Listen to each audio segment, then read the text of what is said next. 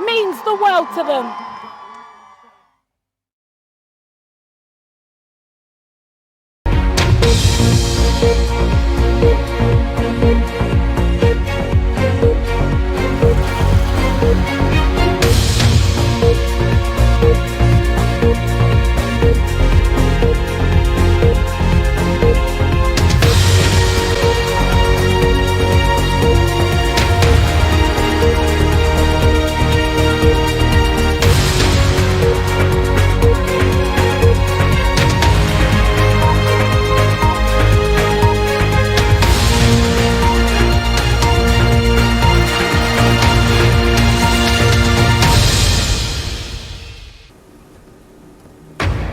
Live from London, this is BBC News. The United Nations chief Volker Turk says Israel's decision to ban 37 aid groups from working in Gaza and the occupied West Bank is outrageous. The Queen praises the bravery of BBC racing commentator John Hunt and his family after the murder of his wife and two daughters. She told the BBC it prompted her to share the story of how a man indecently assaulted her as a teenager. I'd just like to say, wherever your family is now, they'd be so proud of you both. Thank you. And they must be from above, smiling down on you. At least one person has been killed in a head-on collision between two trains on the line that services Peru's Machu Picchu. Coming face to face with a great white, we hear from a man who survived a shark bite off the California coast. And fireworks and celebrations as Sydney welcomes the arrival of 2026.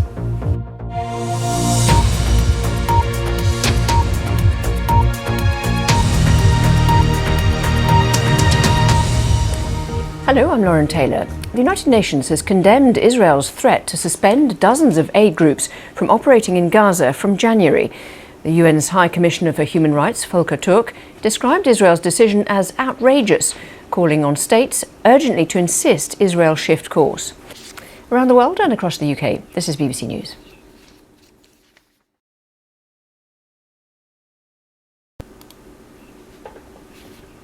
Tens of thousands of people have gathered in the Bangladeshi capital Dhaka to attend the funeral of the country's first female Prime Minister, Begum Khaleda Zia.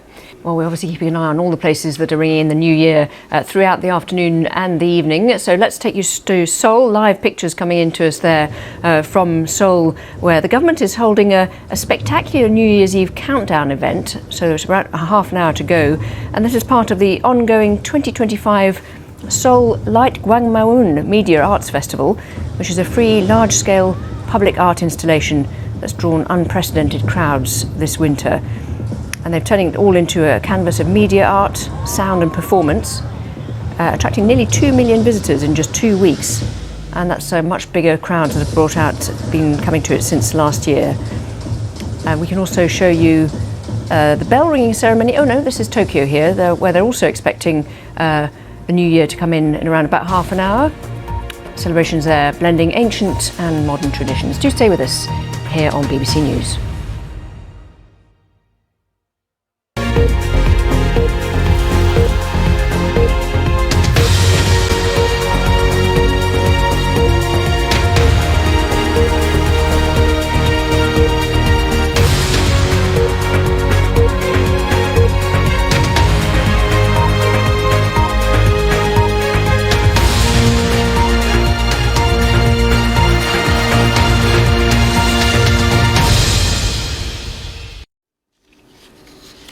Hello, this is BBC News. I'm Lauren Taylor.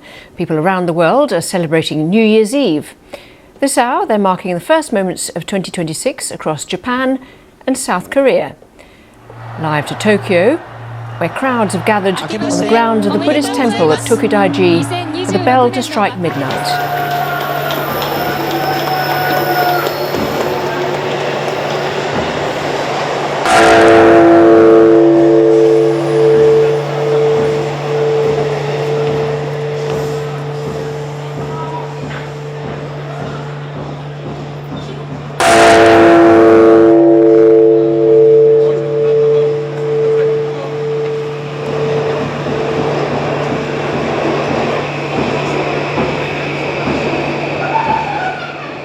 Tokyo bringing in the new year next. It's the South Korean capital Seoul, where bells are chiming as part of Traditions to bring in the new year. Let's have a listen in.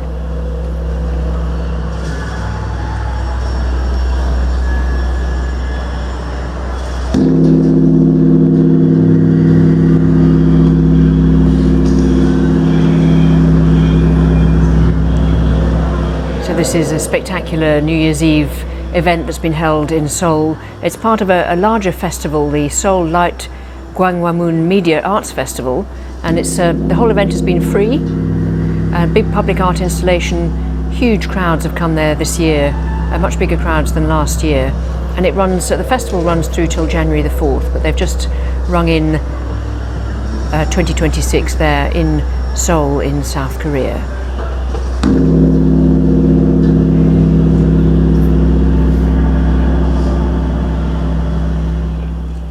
Well, other countries around the world have started welcoming the new year. Let's have a look at these.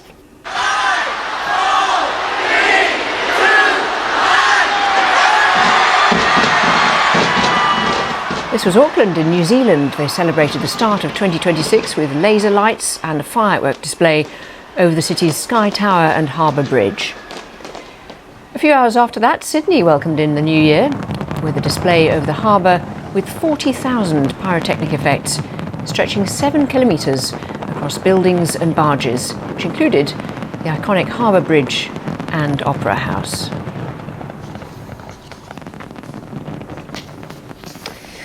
Now, the United Nations has condemned Israel's threat to suspend dozens of aid groups from operating in Gaza and the West Bank from January. The UN's High Commissioner for Human Rights, Volker Turk, described Israel's decision as outrageous, calling on states to insist that Israel shifts course urgently. Around the world and across the UK, this is BBC News.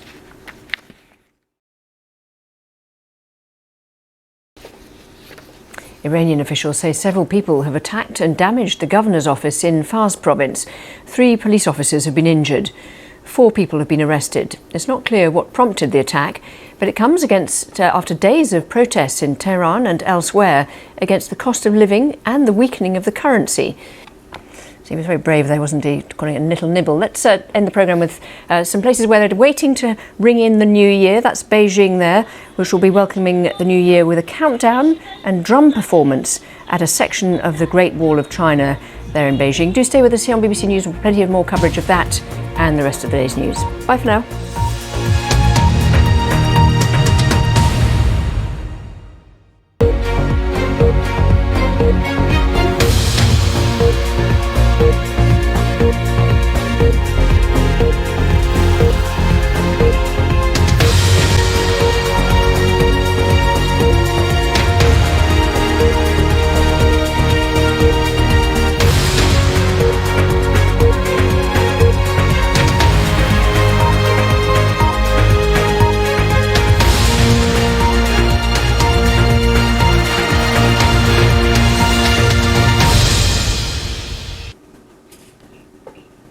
Hello, you're with BBC News. I'm Lauren Taylor. People around the world are celebrating New Year's Eve. This hour, they're marking the first moments of 2026 across China and Malaysia. Let's take you live there to Beijing and have a listen into those pictures there.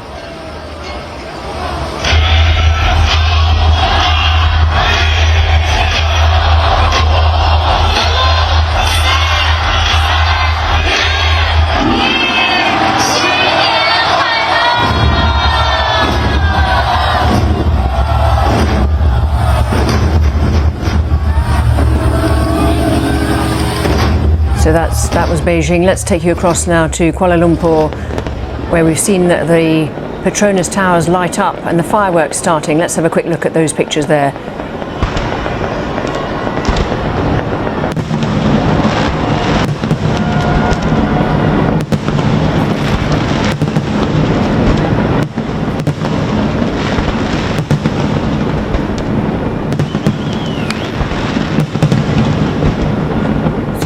Kuala Lumpur ringing in 2026 with fireworks. Let's have a quick look at Hong Kong, where this year it's more about lights than a firework display. They've decided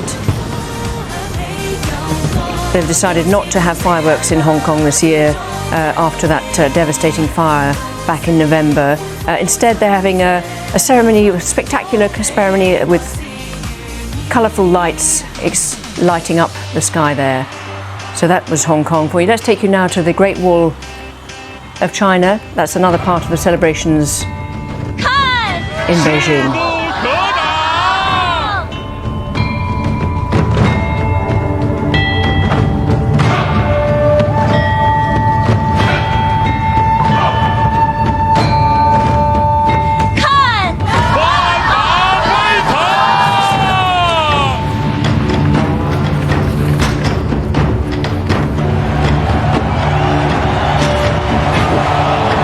We can cross now to Taipei. 等一下，大家也可以听到熟悉的旋律。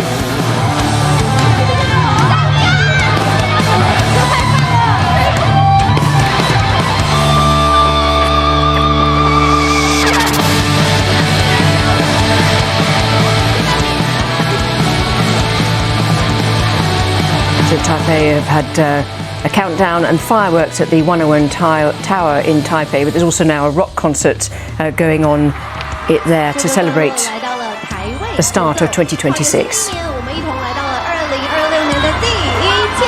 跟着五月天的歌曲进入到全新的这一年，象征全新开始与无限希望。明亮吉他与轻快节奏营造满满元气，烟火随着愉悦旋律奔放。这个段落烟火会注意到穿插着闪耀点状特效，让现场情绪飙升到高点。这是2026年的第一天。Well, we will, of course, check in throughout the afternoon and evening with those various celebrations to bring in 2026.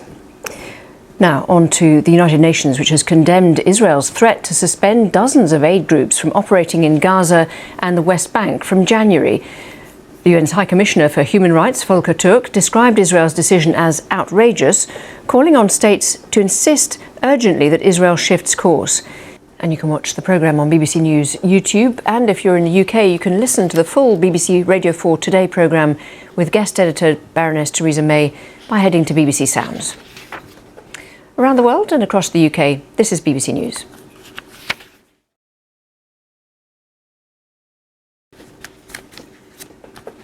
The next Archbishop of Canterbury has called for better palliative care funding, saying she fears people may choose assisted dying because they aren't getting appropriate end-of-life support. In an interview with the former Prime Minister Theresa May for BBC Radio 4's Today programme, Dame Sarah Mullally also expressed concern about whether the assisted dying bill will be able to protect the most vulnerable in our society. Our religion editor Ellie McBull reports. Let's end this half hour with a look back at some of the countries that have been welcoming in the new year. Take a look at these.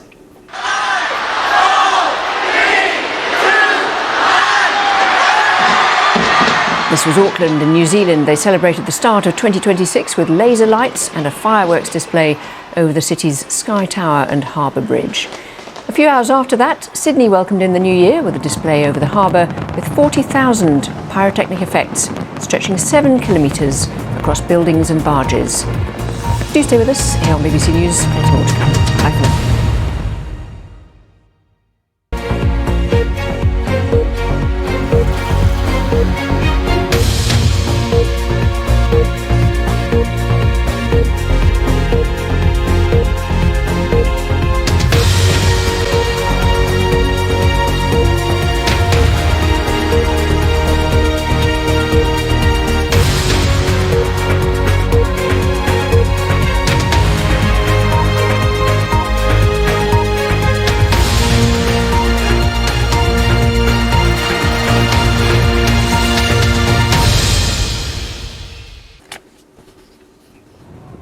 Hello, I'm Lauren Taylor. You're watching BBC News. People around the world are celebrating New Year's Eve. This hour, they're marking the first moments of 2026 across Thailand, Vietnam, Jakarta in Indonesia. Let's have a little look there at Thailand.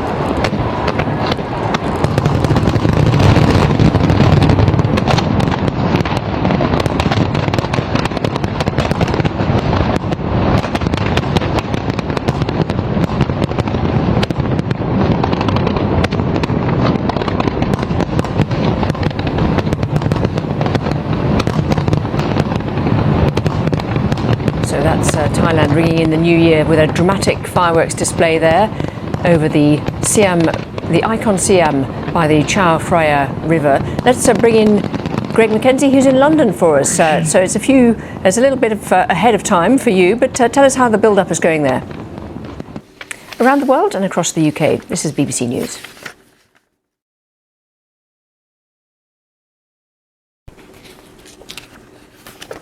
New music sales data has shown a growth for UK music sales this year, thanks in part to a love of nostalgia and a new wave of British breakthrough talent. It's the 11th consecutive year of growth, and most of Japan's 72 female MPs, including the Prime Minister Sanae Takaichi, have submitted a petition calling for more toilets for women in Parliament to match their improved representation. Currently, there are just 2 female cubicles close to the voting chamber, leading to long queues. The parliamentary building was opened in the 1930s, a decade before Japanese women were allowed to vote or stand in elections. That's it for me for the time being. I'll be back shortly, so do stay with us here on BBC News. Plenty more to come. Bye for now.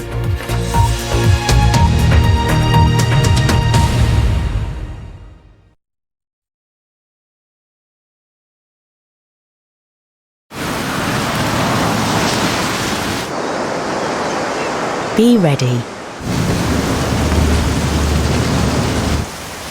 Change can happen in an instant. Check on the BBC Weather app. Hello, I'm Lauren Taylor.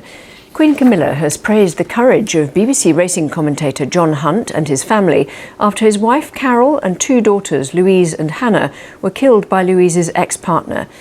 In a conversation with John and his surviving daughter Amy, the Queen also shared publicly, for the first time, her experience of being indecently assaulted as a teenager. If you or someone you know have been affected by the issues discussed in this programme, please visit BBC Action Line to find information on organisations that can help.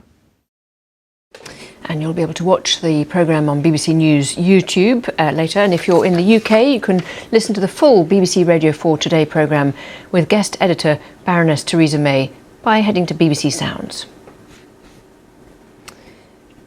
A bit of breaking news coming into us on the efforts to end the war in Ukraine. We've heard from the US Special Envoy Steve Witkoff. He said he had a productive call with national security advisors of the UK, France and Germany to discuss the peace process. He said it focused on how to move discussions on ending the Russia-Ukraine war forward, including Ellie Price there. And don't forget, you can always catch up with all the stories we're covering on our website. We've got a live page there with all the New Year elements. So do stay with us here on BBC News. That's it from me, Lauren Taylor. Happy New Year. Kasia Madeira will be here in a minute with more. Bye for now.